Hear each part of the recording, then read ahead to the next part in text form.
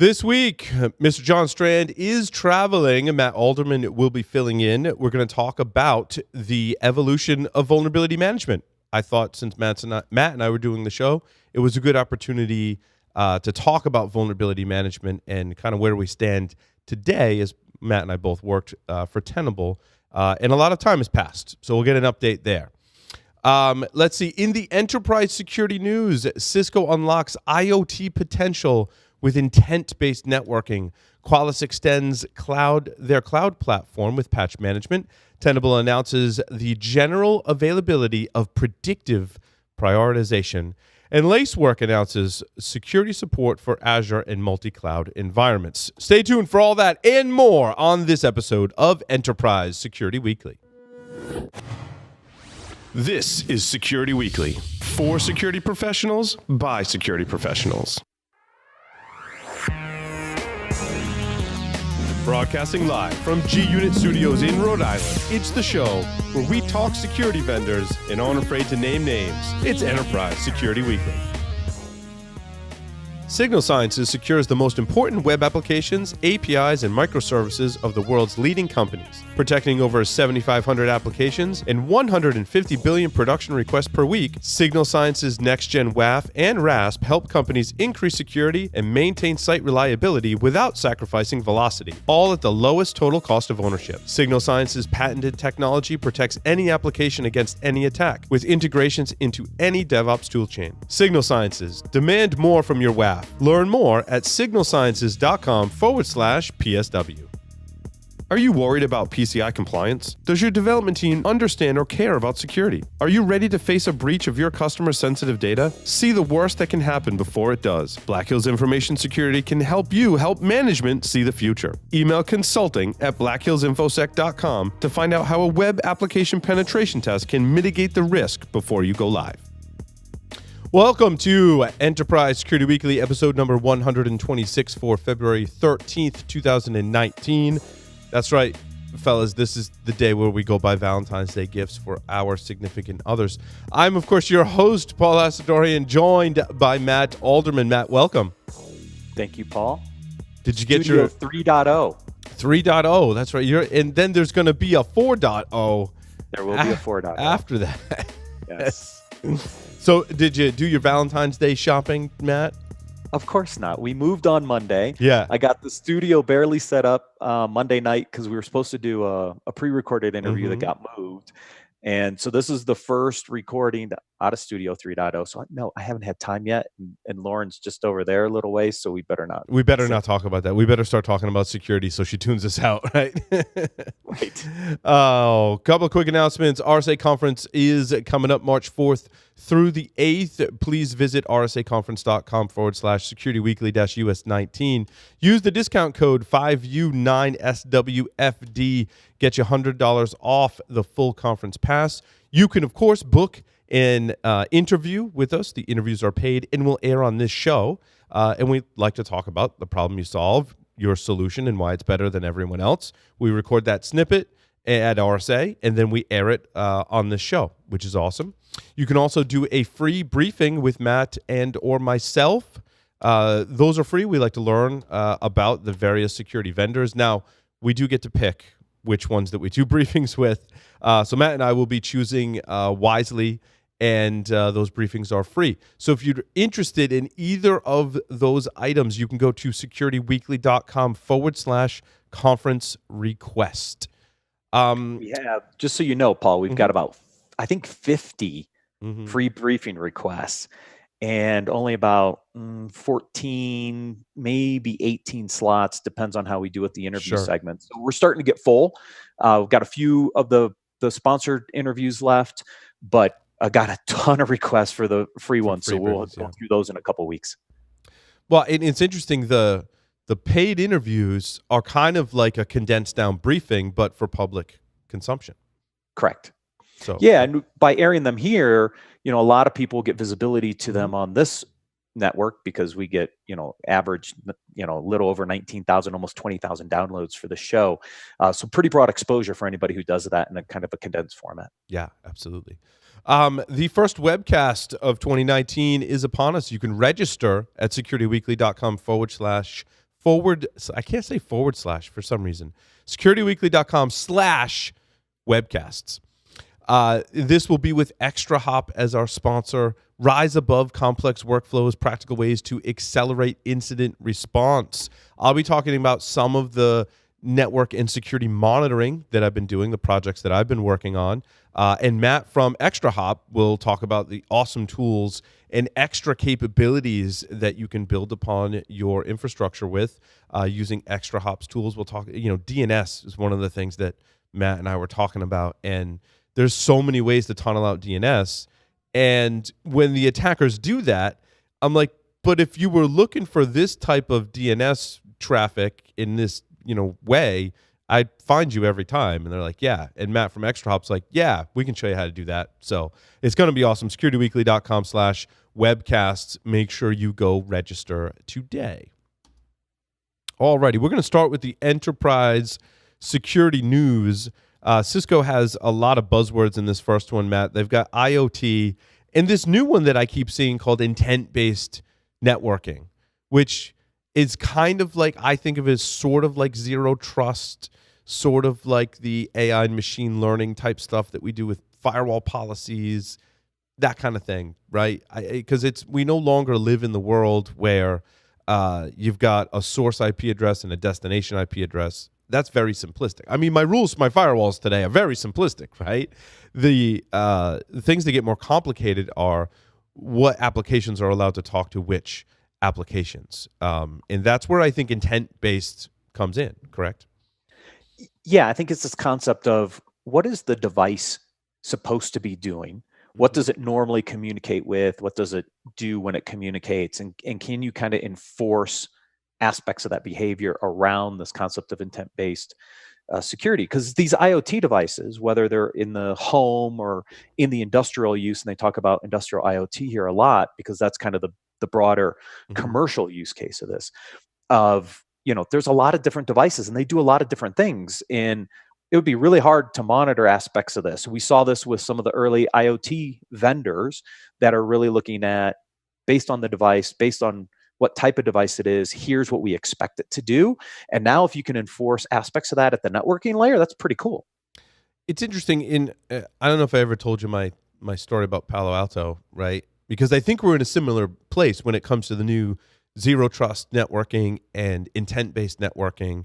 Is in 2004, early 2005, I got an opportunity to sit with these two gentlemen that were from this new network security company, and they had designed a firewall that would work more intelligently than really any other firewall that was on the market. Now, working at the university, we struggled implementing a lot of tools that would figure out even what a protocol should look like and then either block or shape traffic based on that protocol. That was really important to us, and it was a long road just to get to 2005 to be able to do that in a university network. So when these two gentlemen are sitting, in the conference room, I was like, they went through their whole thing about how they can learn protocols, apply different rules to protocols, and do all this really advanced firewall stuff. I'm like, that sounds great. If you guys can make that work, you're going to be really successful. One of those people in that room was Nir Zuck from Palo Alto Networks, and it was a Palo Alto Networks very early on. Obviously, they made it work because they were very successful and still are today in doing that. Now, of course, they've got competition. Cisco has similar features, as does Checkpoint, of course, the major players. But I think we're in a similar kind of space today or position today when we look at intent-based networking, software-defined networking, and all of these new algorithms essentially that are making those super intelligent decisions about what should talk to what based on behavior. It really is the next generation of firewalls, and we've joked about next generation on the show, but it really is the next generation. Yeah, and it's not just the firewall. I mean, because the firewalls are still limited to this perimeter concept. And now, granted, perimeter still exists, but we're also seeing those perimeters open up. And the problem is not as simple as you take all your traffic, shove it through a central egress or ingress point. It's going to become this more any kind of networking environment, I think. And so anything that can understand those connections on a broader scale and imply rules based off of either protocol or communication or intent or whatever you want to call it, I think is very interesting, because I see this world getting more open, not more centralized and closed. That's where the evolution will come from. Harry Svedlov from Edgewise and I were talking. Now, he's coming on the show tomorrow night on Paul's Security Weekly. And we're going to be talking about exactly this, Matt, how firewall's not really the right term anymore. Firewall is that perimeter, gateway, which mostly just provides access to the internet today. You still need them. Even though we have the cloud, you still need some kind of, ingress and egress to and from the internet, right? But we're applying similar concepts to applications. And Harry and I were talking about this would make a good topic for tomorrow night's show, to talk about that evolution and how firewall is really not the right term anymore. I mean, nothing against firewalls, but now we're managing the relationships and trust between applications and containers and virtual systems that live in various cloud environments. And that's really where it's at today. And it's actually, I think the perimeter is a combination of the application and the user. Mm-hmm. If we think about how we interact with these new applications, it's a user communicating directly to an application. And so the perimeter is shifting from that kind of data center corporate perimeter more to a combination of the application and the user. I think that's where the new perimeter is shifting. And so in Edgewise's case, it's very application specific. I think you're also going to see aspects of this on the identity user side of the equation, because it's the two of them that are going to create this new, it's the new perimeter to me. That's where it is. Mm-hmm. Yeah. Well, that was some good talking points for the first story. It's awesome. They're not all as thought-provoking, right? Did you start in Utimaco? They work on securing the future of IoT from quantum computing threats through collaboration with Microsoft. And this is something that representatives from DigiCert talked about last year on the Security Weekly Network, how, and really to put this story in context, save you some reading, let's say in the future, every single vehicle that's on the road has some type of certificate, right? When it comes to quantum computing, if you're able to take it, basically use quantum computing to bypass the protections and access controls, you could potentially access all of the vehicles that are on the roads today. And so DigiCert's really awesome. They just created a labs group. They're very, very involved in the community and making sure we're aware of problems like this and that we're getting ahead of the problem. So they're in all of the work group meetings. They're meeting with the big companies like Microsoft. They're meeting with government agencies to make sure that we stay ahead of this problem. And I think it's doing a really great service to the security community in a lot of their recent announcements. Let's see. Lacework announces a security support for Microsoft Azure and multi-cloud environments.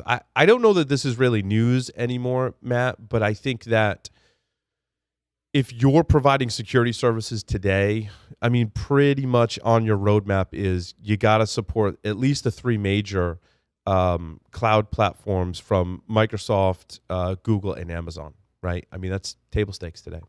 It is. It's table stakes. And I think we'll continue to see these types of announcements. A lot of people went after Amazon when they built these initial solutions because they were the 800-pound gorilla in the room.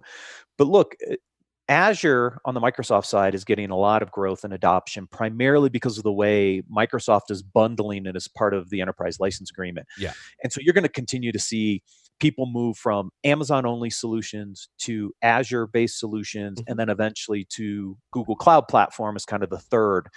Outside of that, you're not seeing a lot of traction from Oracle Cloud or some of the IBM Cloud yet, or any of these things. So I think what you'll see is anybody who's done, Evident.io had to go through this transition. You've got others. So this will continue. Yeah. And I think that looking into the future, I kind of look at it like operating systems, right? When I first started in IT, we had a lot of different, even when we thought there wasn't that many operating systems, when you peel it back, we had an AS400, we had OS2 Warp, we had Windows, we maybe had some then Unix and Linux systems. And I think it's the same thing with cloud. As we move forward, you're going to have applications for Azure, Google Cloud, and Amazon, and they're like 3 new operating systems or hosting environments. But I look at it like no one has today in most organizations all the same operating system across the board, right? No, luckily we're not dealing with HPUX, AIX, or Solaris anymore, but True. Those were awesome operating systems at various times in their own right, certainly. But it'll be interesting to see. And, there's, of course, was it Threat Stack? Also, there's other very focused providers as well. And so those could come into the mix as time goes on. Spire Solutions and CyberX team up to strengthen. This is industrial cybersecurity. I have not heard. Have we talked about Spire Solutions and CyberX before, Matt? No, I don't think so. I think they're based out of the Middle East. It looks like this announcement came out of the Middle East. It looks like they're doing a show in Riyadh. So this looks like it's coming out of that area. So I was not familiar with either one of these vendors, but it shows you that industrial control systems and the need to protect them is definitely something that's continuing to evolve. We've got a number of startups in the US and Israel. This looks like a group out of the Middle East because of all the oil and natural gas and activity in the Middle East. These are just, I think, continual evolutions of how do you protect the industrial control complex, and another announcement in the space. An announcement in the bot protection space, Perimeter X has raised $43 million. That's pretty cool. This space is growing. It's interesting. I think we may have speculated that it was going to just be included and swallowed up, much of the same way as the SOAR vendors have been on a trend of that lately. But there seems to be a lot of funding and a lot of great companies. We did an interview with someone from this space. We've done some stuff Sequence. with Distill. We've done some stuff with Sequence. I'm familiar with Perimeter X, and there's a few other players. I wouldn't say it's necessarily a crowded space, but I think it's a growing space because people realize they have this problem. And the people I've spoken with are like, yeah, I tried to solve it myself and like write some stuff and, shoehorn some other tools to help me. And then they're like, I heard Security Weekly and you were talking about the various vendors, and he's like, it was so much better once I, found a vendor solution for it. So yeah, I think what came out of the Sequence interview a couple of weeks ago, BSW that you and I did, is a third of all internet traffic is malicious bot traffic. And the challenge here is just reducing that malicious bot traffic. And so there's a big problem here. And there are, 3, 4, 5 vendors in this space that are trying to address it. Does it stay a standalone space? Probably not. But there's definitely a big problem trying to get that malicious traffic out of your environment. Yep. Let's see. Shift Left, an application security firm, has raised $20 million, which doesn't surprise me. Application security is just going to continue to get, I think, tons of funding. Yeah, I mean, we just talked about this a little while ago. The application and the user are the next perimeter. And so I think you're going to continue to see a lot of investment in application security and user security, whether it's identity, access, doesn't matter. You're going to see growth here. The one interesting thing for me, they came out, I think, originally with 9 or 10 million. This is another $20 million round. This is behind some very big funding rounds in the container security space with Aqua and Twistlock and StackRox. I'm waiting to see how this market plays out a little bit. Most people know I came from Layered Insight. I never saw Shift Left in a deal. Yep. We never saw them. It was always Aqua, Twistlock, and us in those conversations. StackRox occasionally. I never saw Shift Left. So, the question is, how much traction are they really getting? How do they continue to accelerate growth in a market that's got 2 pretty big leaders with Aqua and Twistlock already there? New Vector, I think, which we might cover, made some new announcements. So that space it's getting a little crowded. So it'll be interesting to see how different aspects of this container and application security market play out. Let's see. Symantec acquires Zero Trust Cloud security startup Luminate Security. I was not familiar with Luminate. I wasn't either. And when I first saw this, I kind of was looking around to get an idea of how big were these guys. I think they were only around since like was it May of 2018? This was a pretty fast exit. I don't even think they'd been out of stealth for a year, and took a good amount of money. So I don't know how established they were, Paul, but pretty interesting acquisition by Symantec. And it's just what we were talking about before.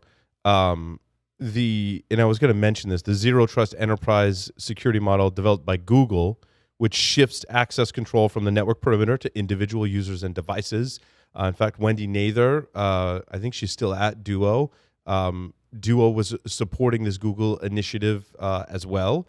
And it sounds like there were other companies who were implementing it, which is exactly what we were talking about before, right? There's no perimeter anymore. I go on my phone, I go to access one of my apps, and the application's making the decision. Is Paul really Paul? And should Paul be able to access it? And should Paul's device be able to access it, right? Is it a supported device? Is it vulnerable? Is it whatever? Kind of taking a page out of many things in the past, network admission control and things like that, but moving it up into the application. All right, now we've got a few stories on vulnerability management before we talk about vulnerability management. So we'll cover them quickly and probably go into more detail. But this one caught my eye where Tripwire IP360, I haven't seen an announcement for this vulnerability management product in some time, Matt. Some time. I mean, we were paying attention for a long time, too. So well, we were. Yeah, I mean, Tripwire's gone through this very interesting transformation. They got bought by Thoma Bravo. Mm-hmm. Thoma Bravo kind of then rolled them in with Belden and spun them back out under Belden. And originally, I briefed with some of the folks over at Tripwire at Black Hat. And what I really saw was, okay, trying to leverage IP360 in the industrial control system space, tightening up their relationship with Belden because they had some brands in the ICS space. So you hadn't heard much about IP360 and it's been years, okay? And look, when we were at Tenable, we were displacing Tripwire a lot. I think all the three major players were, because there wasn't a lot of investment going into IP360. IP360 also includes CCS, which was their configuration stuff. Yep. And so what I think they've done is they've rolled all this together with some of their new ICS detections and said, look, we can detect 200,000 things, which is a combination of vulns and configurations and maybe some ICS stuff. Okay, but how many people are still using Tripwire IP360? Oh, so many years later. So I don't know if this is a big announcement really at the end of the day. I think they've lost so much market traction over the past few years. I think nobody cares. And 200,000 sounds like a lot, but it's really not when it comes down to it. I mean, when you think about every operating system and every variation of a configuration, you can get there pretty fast. Yeah. And then you couple that with regular scanning plugins that one plugin can find multiple conditions, right? So you can get to 200,000 pretty fast, which is kind of interesting. Tenable has announced the general availability of predictive prioritization. And I think many of us knew this was coming, that the major vulnerability vendors were, especially this year, going to try and tackle that problem where how do I prioritize and remediate my vulnerabilities? I think there's two things, right? There's prioritization and remediation. How do I more tightly couple that to my patch and vulnerability management strategy? And how do I, as the big vulnerability management players, not lose market share to, Kenna and RiskSense, NopSec, that are doing that? Yeah, here's the problem I have with this announcement. First of its kind, no. Kenna's been doing this for over 10 years. The thing I don't like about this press release is they pre-announced Lumen last year before it was ready. They finally come up with a capability and say it's the first of its kind ever. It's not. All the TVM vendors are doing this. Kenna's been doing this for at least almost 10 years now. You've got NopSec, RiskSense, Bay Dynamics. All these guys are doing it. And when you look at it, they're saying, well, we can do predictive based on exploit. Yep. All the TVMs have been doing this. The TVMs also bring in asset criticality into this discussion for prioritization. I know you got to create some noise. You just did your funding announcement, but I just look at this and go, just be truthful about it. okay, maybe it's the first VM vendor that's done it, but there's a lot of other vendors out there that have been doing this for years, and maybe even doing it better. Speaking of being truthful about it, here we are, kind of picking on this announcement, especially the fact that it's unique, when Matt and I both have a vested interest that we probably should disclose, right? In Tenable, we're invested in Tenable, of course, but so we want to see them do well, but I think some of the marketing, maybe got in the way. It's a really fancy name, predictive, prioritization. What does that really mean? You can predict the priority of my vulnerabilities. I mean, sure. The other thing with these types of features that I think is really the differentiator is how much work do I have to put in to make this predictive algorithm work properly, right? And that's been some of the complaints with all of these types of systems is I got to manually go in and configure them and put in a lot of data in order for it to make decisions as to, okay, well, this vulnerability, it's a 10 on the CVSS score, but you've got these other compensating controls in place, so therefore it's now a 7, right? I mean, and you're right, Matt. So many companies have been trying to do this since the beginning of time. I think the real differentiator that should be in their announcements is we've made this easy to use by the end user. That would be a huge selling point for me. It would.